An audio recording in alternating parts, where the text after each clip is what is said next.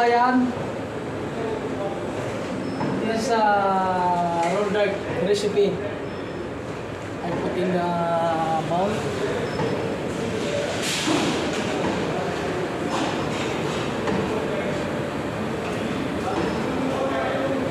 I start to mix it. Ay, kabayan. Ito ang product namin na roll dart. Itong pagmalakasan namin.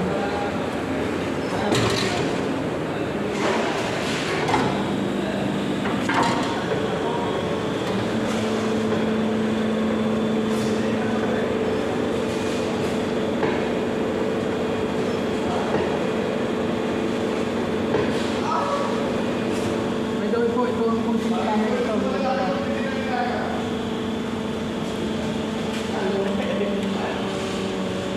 Kasama niya sa mixing. 7 mix yan. Yan ang kasama ko. Then ito na siya. Galing divider. Mabubuo na siya ng ano. At divide na siya. Pabilog. Then dito na po siya. Ito galing ng proper. Medyo nag-probe na po siya ng konti lang. Semi-cook lang po ito. Galing po ng proper ng WP machine.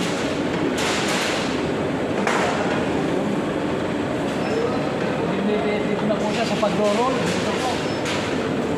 Ito po, yung roll na. Nakaroon po siya. And then, ito yung sesame namin. Ako yan na talagang naman talaga. Semi-automatic.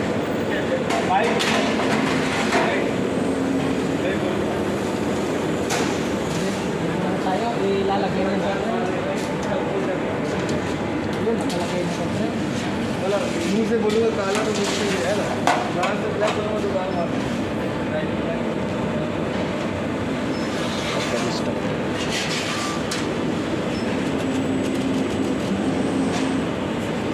ayun, nakalagay na po yun sa tray, oh. Ayun. Dito na po yan sa trolley.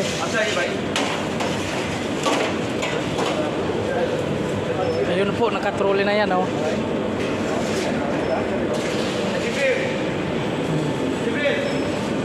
Yun po, full trolley po yan.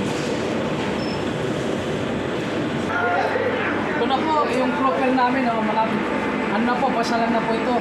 Within 1 hour and 30 minutes lang po. Proof na po yan, pwede nang isa lang sa oven.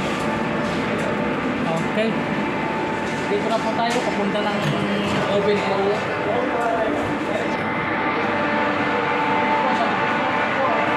Ito po, may nakasalan po kami, oh. Isang trolley. But, only 12 minutes lang po yan. Yun, pinaprocess na po.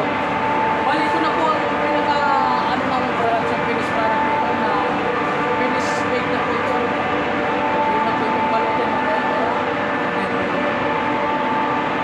Kabayan, thank you po sa inyo, sa inyong ano, sa pag-like or share